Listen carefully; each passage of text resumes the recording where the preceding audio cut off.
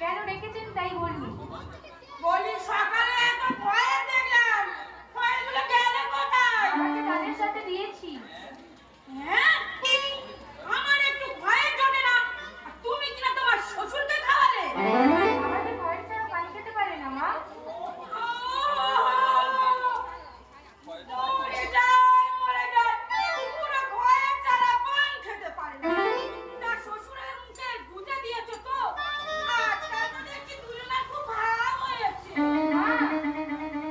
আর বুড়োরও ভীম রুটি চেপেছে, আর তুমিও লাজ লজ্জার মাথাকে বেলাল্লাপনা করে ঘুরে বেড়াচ্ছ। আপনার মন যে এতটা নিচটা আমি জানতাম না। বলবে তোমার কথা আমার নেবে, আমার খাবে, আবার আমার খাবার উপর ঝগড়া নেবি, তবে পেট খারাপ লাগি।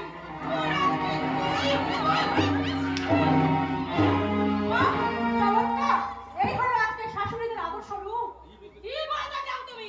আপনি ভাগ্যবতী মাসি না, তাই আজ আমি আমার ক্যামেরাটা আনতে ভুলে গিয়েছি, নইলে কালই সংবাদপত্রের মাধ্যমে দেশের সমস্ত জনগণের সামনে তুলে ধরতাম আপনার মতো দজ্জাল শাশুড়িদের বধূ নির্যাতনের আসল তথ্যচিত্র। বেরিয়ে যাও আমার বাড়ি থেকে। থামুন, কি আর বলবো মাসিমা, আপনি যদি আমার দিদির শাশুড়ি নয় অন্য কেউ হতেন, তাহলে যে নোংরা হাতটা দিয়ে আপনি আমার দিদির উপর অত্যাচার করছিলেন, সেই নোংরা হাতটা আমি দুমড়ে মুচড়ে ভেঙে দিতাম। আমার বাড়িতে এসে আমাকেই অপমান! আপনার মান কোথায় যে আমি আপনাকে অপমান করবো? শিউলি তুই চুপ কর। এই তুই সুখে আছিস, এই কিনা তো দেখতে হলো শাশুড়ি, এদের কৌশল হলেও অনেক কম কথা বলে। শিউলি কেন তুই আমায় মিথ্যে বলেছিস? তুই জানিস না যে তোর মতো অসহায় নির্যাতিত নারীদের পাশে দাঁড়িয়ে এইসব লোকে অত্যাচারী শাশুড়ি রূপী শয়তানগুলোকে শাস্তি দিতে আমাদের নারী মঙ্গল সমিতির সৃষ্টি। কি ক্ষমতা আছে তোমার ওই নারী মঙ্গল সমিতি? আপনার চিতা পর্যন্ত সাধারণ ক্ষমতা রাখে এই নারী মঙ্গল সমিতি। শিউলি বেরিয়ে যা আমার বাড়ি থেকে। দিদি, ভেবেছিস তো আমার বোন বলে তুই কিনা আমার সব অপমান আমি সহ্য করে নেব? আমি যে আমার আপনজনকে সম্মান দিতে পারে না তাকে আমি বোন বলে স্বীকার করতে ঘৃণা করি। যা দূর হয়ে যা আমার বাড়ি থেকে। বেশ, আজ আমি চলেই যাচ্ছি রে দিদি। আমি ভেবেছিলাম তোর ভালো মতো দেখার কোনো অধিকার আমার নেই। চলে যা শিউলি, তুই চলে যা এক্ষুনি। কিন্তু দিদি, আমার দিকে তাকিয়ে অন্তত একটা সত্যি কথা বলতো, কার উপর অভিমান করে তুই নিজের উপর এভাবে প্রতিশোধ নিচ্ছিস? জানি না শিউলি, আমি কিছু জানি না। দিদি, যা চলে যা তুই। আর আর আর বাবা মাকে বলে দিস তাদের অঞ্জলি মারা গেছে। না রে দিদি না, আর তুই জেগে ঘুমোস না, এবার শক্ত হয়ে উঠে দাঁড়া। ঘুষ করাই নয়, এবার ওদের উপর ওদেরকে ঝড় মারতে শিখতে দিদি। এদিকে দিদি পাল্টে গেছে রে দিদি। তার ভালোবাসার পরিবর্তে যেমন ভালোবাসা দিতে হয়, তেমনি মারের হাত থেকে মাছকে আদায় করে দিতে হয় মায়ের অধিকার। তা যদি তুই না পারিস, তুই অকালেই শেষ হয়ে যাবি রে দিদি, অকালেই শেষ হয়ে যাবে। শিউলি না রে দিদি না, আর কোনোদিন আমি আসবো না, আর কোনোদিন আমি আসবো না। এ বাড়িতে এসে দু চোখের জলে ভেসে, এ বাড়িতে এসে দু চোখের জলে ভেসে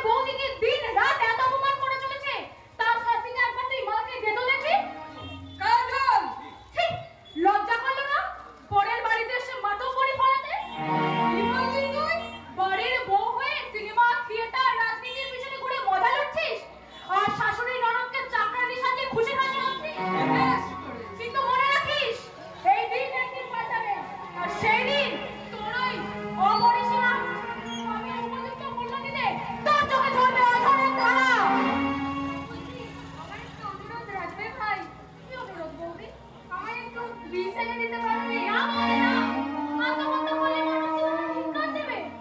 আমি রাখতে পারছি না ঠাকুরজি। 10টি বছর ধরে চলতে চলতে পড়ে গেছে আমার মন। যে মনের মণিকোঠায় জমা হয়েছিল একটু সুখ, একটু স্বপ্ন আর একটু আশা, সেই আশাহীন জীবনটাকে আমি আর বাঁচিয়ে রাখতে চাই না ঠাকুরজি, আর বাঁচিয়ে রাখতে চাই না। তোমার এই পাপের উপযুক্ত মূল্য দিয়ে মনের বিরুদ্ধে তুমি একবার শক্ত হাতে রুখে দাও। ঠিক যেমন করে আমার এই দিদি তার শাশুড়ি আর ননদকে চাকরি সাজিয়ে দিতে, ঠিক তেমন করে। আমি তো পারবো না ঠাকুরজি। কেন পারবে না বলতে? যারা বিনা কারণে তোমার উপর করে ফেলেছে এই অমানসিক অত্যাচার, তাদের প্রতি কিসের এত দরদ তোমার? কেন তুমি পারবে না সেই পাপের শাস্তি দিতে? ঠাকুরজি, কুকুরের কাজ কুকুর করেছে, কামড় দিয়েছে পায়ে। তাই বলে কি মানুষের শোভা পায় কুকুরকে কামড়ানো? পায় না ঠাকুরজি, পায় না। বাস্তবে তা ভুল, তা মিথ্যে।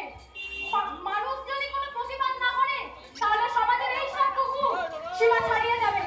তাই তো এই সব কুকুরদের উপযুক্ত শাস্তি দিতে উপযুক্ত মোহরের প্রয়োজন। বৌদি, উপযুক্ত মোহরের প্রয়োজন।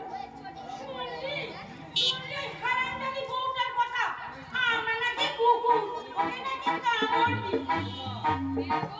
দেব, আমরা ওকে উপযুক্ত কামড়ই দেব। হ্যাঁ মা, আর এমন কামড় দেব যার জ্বালায় ওই হারামজাদি শুধু জ্বলবে না, তার সঙ্গে ওই নোংরি ঘন্টাও জ্বলবে। কেমন করে রে বাবা? আমার কাছে এসো, আমি সব তোমাকে বুঝিয়ে বলছি।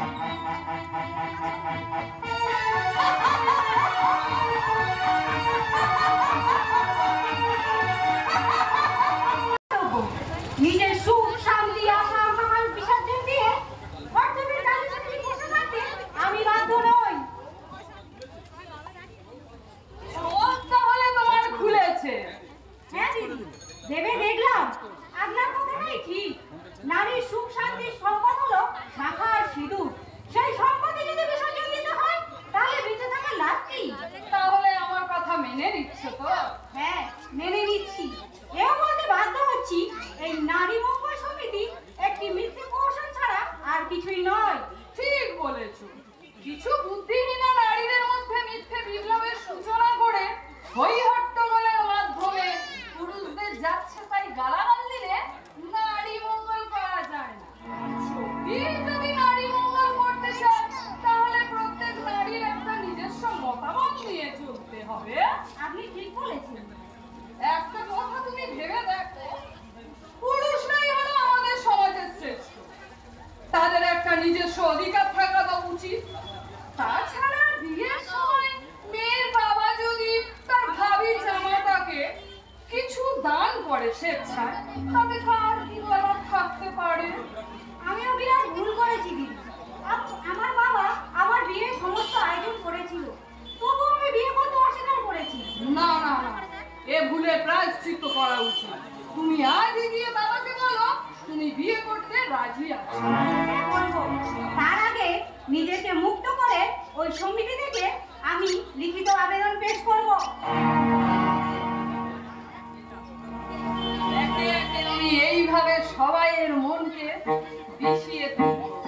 তারপর এদের এই সংগঠন ভেঙে টুকরো টুকরো করে আমি নেব রমণের যোগ্য প্রতিশোধ। দিদি, তুই তোমাকে বুঝতে পারি না। আলোর সন্ধান করছে। তার মানে খাঁচার বন্দি পাখি একবার বাইরের আকাশ দেখতে পেলে তার মন বড় চঞ্চল হয়ে যায়। ভনিতা ছেড়ে আসল কথা বলে এখান থেকে বিদায় হও। তবে একটা কথা জেনে রাখ কাজল, যেমন করেই হোক তোদের এই সংগঠন আমি ভাঙবই। বেরিয়ে যা, বেরিয়ে যা এখান থেকে। কথাটা আমার গায়েই লাগে। তুই যে কতটা নির্লজ্জ এটাই তার প্রমাণ। কাজল, আমাকে এইভাবে অপমান করলে আমি কিন্তু তোকে মেরে মুখ ফাটিয়ে দেবো। আপনি বলবি আপনার ওই হাতটা ভেঙে গেলে কিন্তু নিজেকেই ডাক্তার দেখিয়ে পয়সা খরচ করতে হবে। উল্টে তুমি ওকে একটা চড় মারো। শিউলি দিয়েছি কাজল, ও কথা বলতে নেই।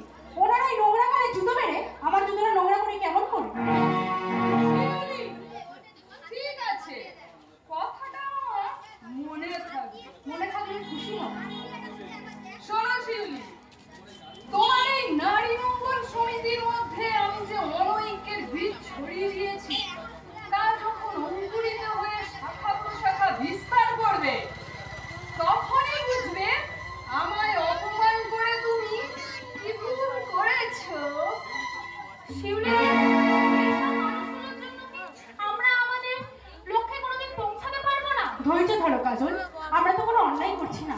যারা আমাদের শুভ কাজে বিরোধিতা করে নারী জাতির চরম সর্বনাশ টেনে আনতে চাইছে, তাদের যে ভগবানের আশীর্বাদ আমাদের প্রতি অনেক বেশি থাকা উচিত। কিন্তু কবে সেই আশীর্বাদ বাস্তবে রূপান্তরিত হবে শিউলিদি? এইদিকে যে দিদি আমাদের একে একে সমস্ত মেম্বারদের মন পিছিয়ে তুলেছে। কাজল, হ্যাঁ, আজ তার শিকার হয়েছে সোমা। কি বলছো তুমি? কোথায় সোমা?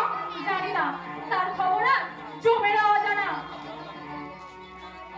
সাবধান কাজল, ক্রিটিসাইজ করে কথা বলবি না। জমটা কে শুনি? তুই না অন্য কেউ? সোমা, কি হচ্ছে? নিজেদের মধ্যে বিবাদ করলে লোকে কি বলবে? লোক লজ্জার ভয় থাকলে শত্রুর সাথে সুর মিলিয়ে ভবিষ্যতের গান গাইতো না। অসহ্য! এ অপমান আমি কিছুতেই সহ্য করব না। আজই এই সমিতি থেকে আমি রিজাইন দেব। এ কি পাগলামো করছে সোমা? ব্যক্তিগত আক্রোশে এমন একটা মূল্যবান প্রতিষ্ঠানকে তুমি ধ্বংস করতে চাইছো? হ্যাঁ, চাইছি। এই সমিতি থেকে আজই আমি বিদায় নেব। কথা শোনো সোমা, কথা শোনো। আমাদের আন্দোলন এখন উন্নতির মুখে।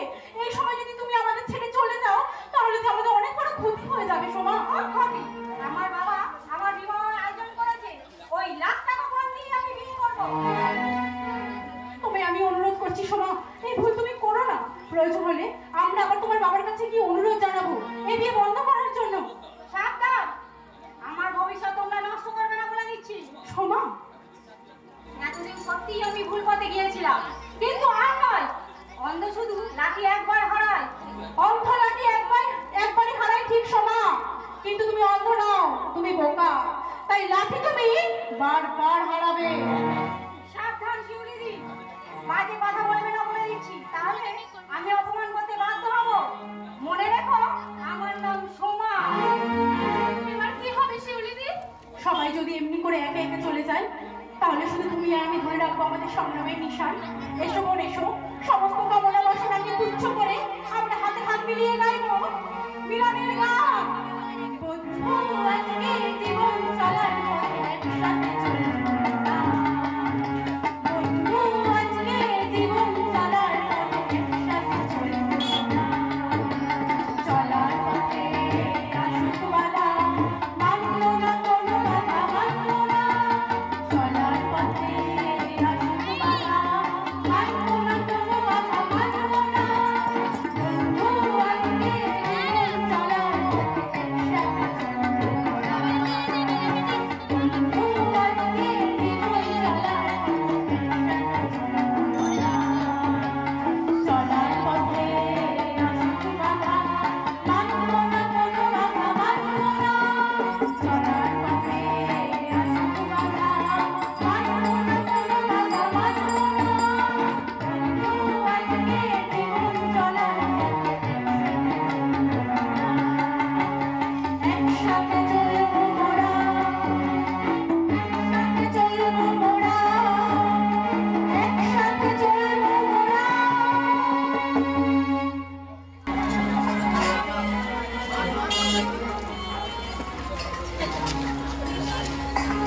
আমায় আর কতকাল খেলবি নিখুর খেলা, আর কতকাল যাবে আমি কইরা হবো খেলা, কইরা হবো খেলা।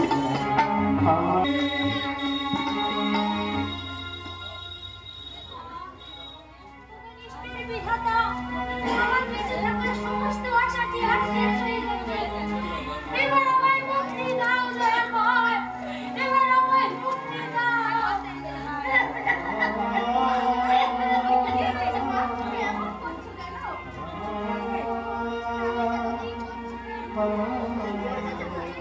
যাবো, একটু বসো তো, আমি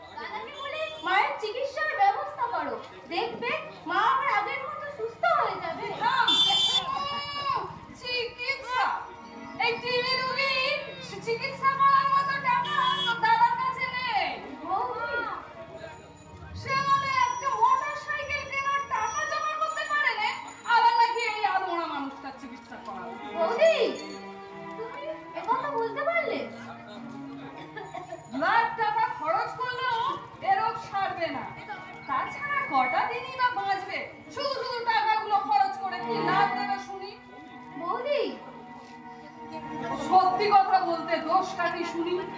তুই বরং এক কাজ কর, আর তোদের এ বাড়িতে কাজ বাজ করতে হবে। তুই এই নীলুর মাকে আমি আবার ডেকে নিই, তোরা তোদের সব জিনিসপত্র গুছিয়ে নিয়ে ওই গোয়াল ঘরে আর টিউশনি না করে এই শেষ সময়ে মায়ের একটু সেবা টেবা কর, বুঝলি? আমাদের তুমি ঘরে দাঁড়িয়ে দিচ্ছ মা। তা নয় তো কি, তোমার মতো ছোঁয়াচে রুগীকে রেখে আমরা বিড়ি রোগে মরবো নাকি? আর আমার কোনো জিনিসপত্রে তোমরা আর হাত দিও না। আর দুটো থালা আমাকে করে রেখে দিও, ওতে মিনুর মা গিয়ে দুটো ভাত দিয়ে আসবে।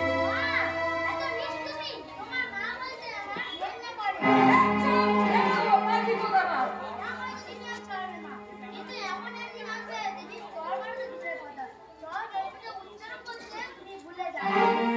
কি? আমায় এত বড় অপমান? তোর জন্য আমি এত কিছু করছি, আর তুমি কিনা আমাকে?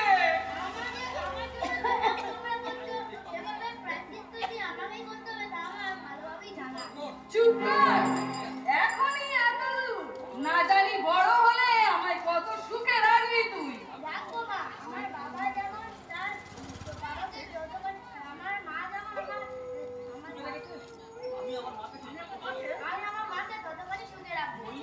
কি বললি আমায় তুই? ছি, ছি, ছি, এই ছেলে আমি পেটে ধরেছি। না না না, ওর কি দোষ? এই ডাইনি দুটোই ওর মাথাটা চিবিয়ে খেয়েছে। এই হারামজাদা শ্যামলী, এই এমন ঘন্টা সময় দিলাম, তার মধ্যে যদি ঘরের সব জিনিসপত্র নিয়ে বাইরে দিয়ে বেরিয়েছিস, তো একবারে ছেড় দিয়ে ঘুর করবো।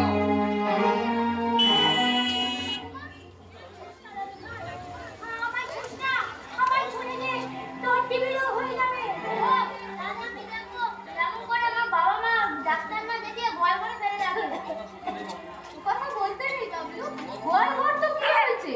ওখানে যদি গরু থাকতে পারে আমরা কেন পারবো না? কিন্তু ওখানে থাকাটাও কি আমাদের উচিত হবে? তোর মাকে জিজ্ঞাসা করে আইতো রাজু ভাই, আমরা গোয়াল ঘরে থাকলে গরুগুলোর কোনো ক্ষতি হবে না তো? আমি যদি বড় হতাম তাহলে তোমাকে এ ঘরে রেখে নিজের সেবা করতাম। পিসিমা, বাবা মা কোনোদিনও ঠাকুমাকে ডাক্তার দেখাবে না, আর আমি দেখাবো। তাই আমি আমার লুকিয়ে জমানো টাকা নিয়ে নিই, তুমি শীঘ্রই ডাক্তার দেখাবো। তোকে এসব টাকা খরচ করতে হবে না। তাছাড়া আমি আর কটা দিনই বা বাঁচবো। দুঃখ করিস নে বাবলু। তুই যে আমার জন্য সমস্ত তোর জমানো টাকাগুলো নিয়ে এসেছিস, এই কথা শুনেই আমার মন একদম ভালো হয়ে গেছে রে দাদু ভাই। এবার তাহলে আমরা আমাদের মতন করে যাই দাদু ভাই। সত্যি তোমরা চলে যাবে ঠাকুমা? দাদু ভাই, বিনুর মায়ের বলি সে যেন এই বাসার ভিতরে ঘুরে যায়। আমি ছুঁয়েছি তো। যেও না ঠাকুমা, তোমরা এ বাড়ি থেকে যেও না। আমি হয়ে গেলে আবার এই ঘরেই ফিরে আসবো। আবার আগের মতো তোকে কোলে বসিয়ে গল্প শোনাবো।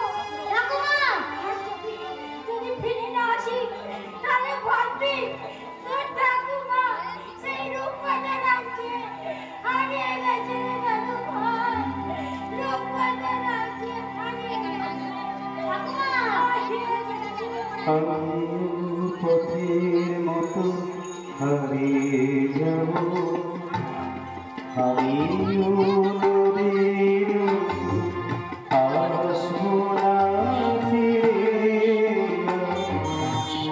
আসবো না ফিরে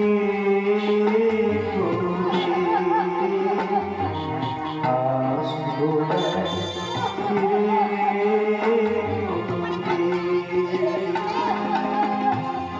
আমিও দিনের মতো উড়ে যাব।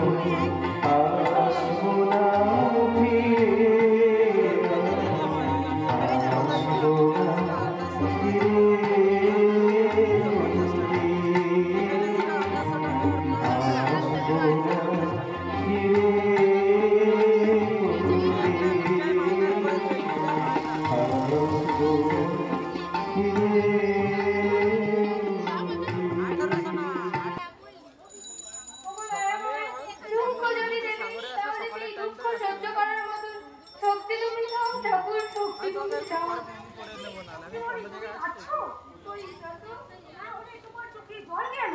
চোখে একটা পোকা পড়ে গিয়েছিল তাই। একা খালি তোমার চোখে পোকা পড়ে যায় বুঝি? টুসি, যতই তুমি লুকিয়ে কাঁদো না কেন, চোখের জল কখনো গোপন করতে পারবে না বৌদিমণি।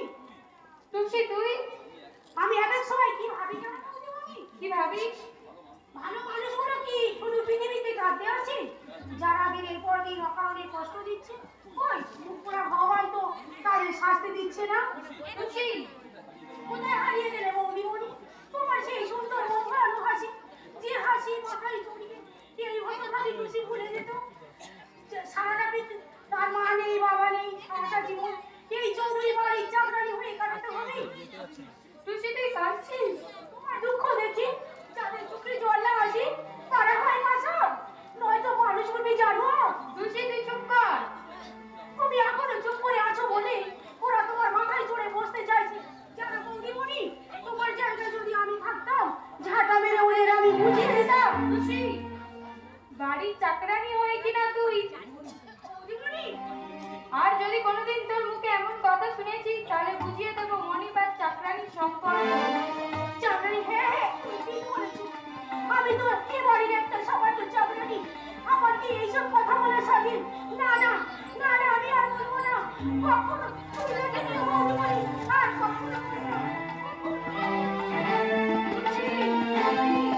আমায় ক্ষমা করে দে বোন। কেন যে তোকে আমি এভাবে বলতে গেলাম তা তুই বুঝবি না রে টুসি, তা তুই বুঝবি না।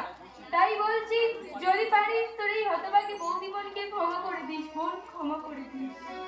নিশ্চয়ই করবো, এই জন্যই তো আমি এসেছি। মা, এতদিন তুমি অনেক খেলা খেলেছো বাচ্চা, এবার তোমার সব খেলা আমি শেষ করে দেব। ওটা রেখে দিচ্ছেন কেরোসিন? কেরোসিন? হ্যাঁ, তোমার যাতে পুড়ে মরতে কষ্ট না হয় তার জন্য আমি আগে থেকে কেরোসিন কেটে দিয়ে তারপরে এই দেশটা জ্বালিয়ে দেব। না, আমি তো তোমাদের কোনো ক্ষতি করিনি, তাহলে কেন তোমরা আমাকে পুড়িয়ে মারার চেষ্টা করছো? তোমাকে পুড়িয়ে না মারলে আমি আমার ছেলে ফিরিয়ে দেব কেমন করে? মা, বেঁচে থাকলে আমি আমার ছেলের বিয়ে খবর করে নেব কি করে? সামান্য কয়েক হাজার টাকার জন্য আপনি আমাকে পুড়িয়ে মারবেন? এতটুকু কি দয়া মায়া নেই আপনার মনে? না নেই, কারণ টাকার জন্য আমি সব কিছু করতে প্রস্তুত। দোহাই মা, আমাকে বাঁচতে দিন। না, বাঁচা তোমার হবে না, আর আমরা তোমাকে বাঁচতে দেব না। কেন? তোমাদের কি অপরাধ আমি করেছি? সে কথার জবাব তুমি পাবে না। তুমি শুধু এইটুকু জেনে রাখো, আজ তোমার বাঁচার শেষ দিন হয়ে গেছে। তাই তোমাকে আমরা না, আমি বাঁচতে চাই, আমাকে বাঁচতে দাও। কে আছো কোথায়?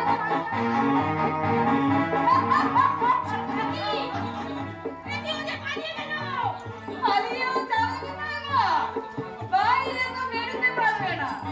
তুমি এই ঘরটা আগে দাঁড়াও, আমি ওটাকে শেষ করে আসছি। এইবার তুমি যাবে কোথায়? কায়দা করে তোমার ওই বোনটাকে পুড়িয়ে মেরে তারপরে তোমার সাথে আমার ছেলে বিয়ে দেব। তারপরে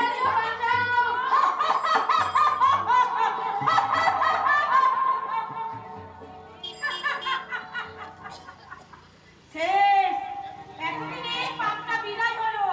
যাই, ভালো করে একটু নারায়ণের পুজো দিয়ে আসি। হরে হরে।